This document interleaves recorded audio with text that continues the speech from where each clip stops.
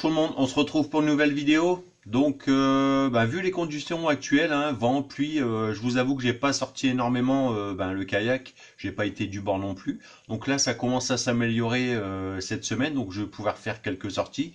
Donc je pense que je vais faire quelques sorties du bord en digue et pourquoi pas en kayak, hein, selon les conditions.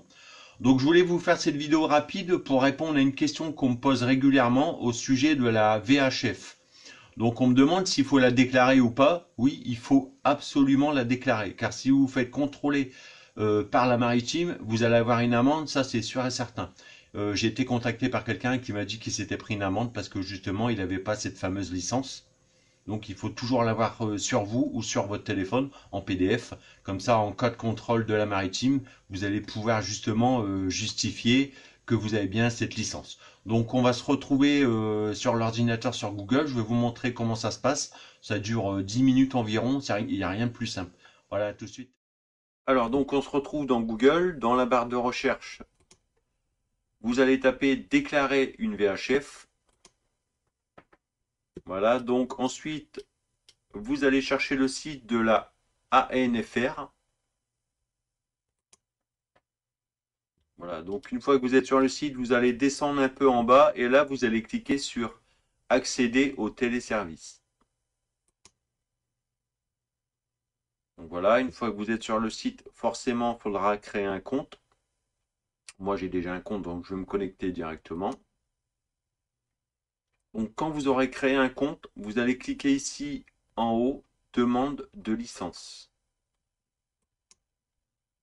Donc là, on vous demande si c'est pour faire une mise à jour du navire. Bah non, car c'est votre première déclaration.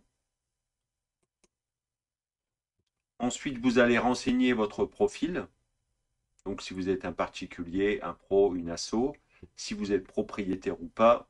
Et donc là, si vous êtes un bateau fluvial, vous allez mettre non car vous êtes un kayak. Vous allez cliquer sur suivant.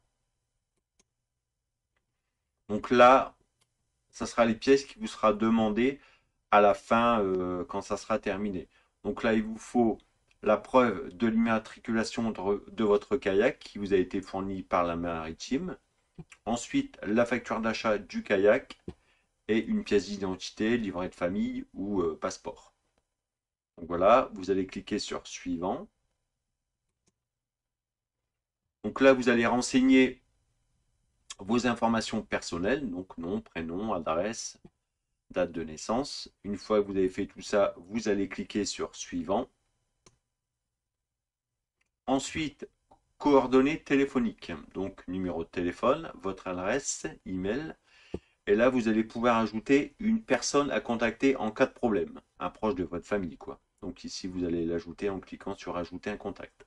Donc une fois que vous avez fait tout ça, vous allez aller cliquer sur suivant.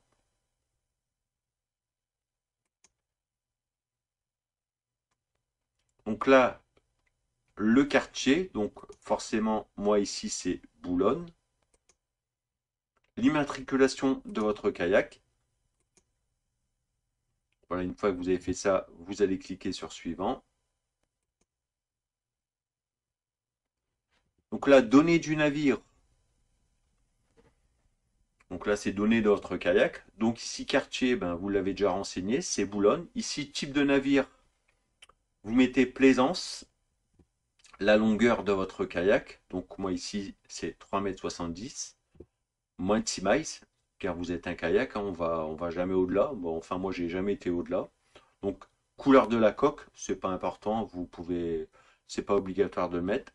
Donc là, ici, on va retrouver l'immatriculation de votre kayak, le nom de votre kayak, l'année de construction, ça c'est pareil, hein, vous n'êtes pas obligé de le mettre non plus. Catégorie du navire, ça vous ne le mettez pas non plus. Donc une fois que vous avez rempli tout ça, vous allez cliquer sur suivant. Donc là, on vous demande justement d'ajouter votre équipement. Donc là, vous allez ajouter votre VHF. Donc ajouter un équipement ici. On va cliquer. Donc famille. Donc c'est radio VHF.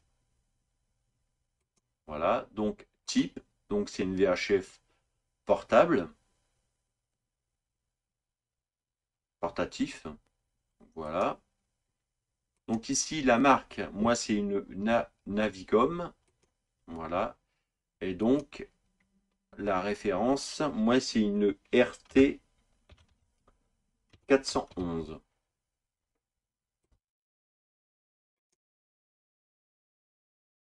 Donc une fois que vous avez rempli tout ça, donc la famille, donc je vous rappelle, radio VHF, type VHS portatif sans ASN, la marque et la référence ici en dessous. Donc vous allez cliquer sur valider pour l'ajouter. Donc voici, c'est ajouté. Donc vous allez bien vérifier les informations avant de valider, bien sûr. Et là, vous allez cliquer sur suivant. Bien vérifier toutes les informations avant de valider votre demande. Donc votre matériel qui a été ajouté ici en bas. Nous allons cliquer sur suivant. Alors donc ici, avant de valider, on va aller fournir les documents. Donc ici, vous allez cliquer sur le petit trombone qui est à droite. Donc là, moi, je vais aller chercher mon certificat d'immatriculation. Certificat.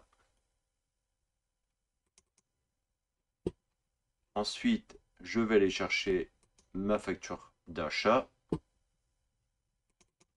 Voilà. Et là, ma pièce d'identité.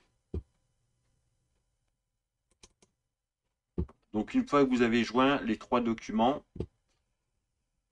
vous allez valider.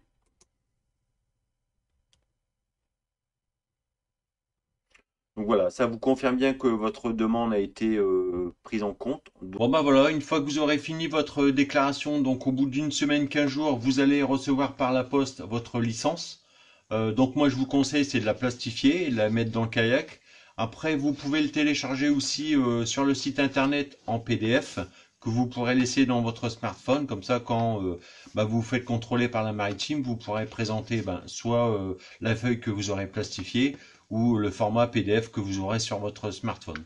Donc voilà, j'espère que cette vidéo vous aidera à faire la déclaration de votre VHF. Si vous avez des questions, n'hésitez pas à me les laisser dans les commentaires. Dites-moi si ce nouveau format de vidéo vous a plu, je vous en ferai plus. Et puis n'hésitez pas à me laisser un petit pouce bleu et de vous abonner à la chaîne. Allez, bye!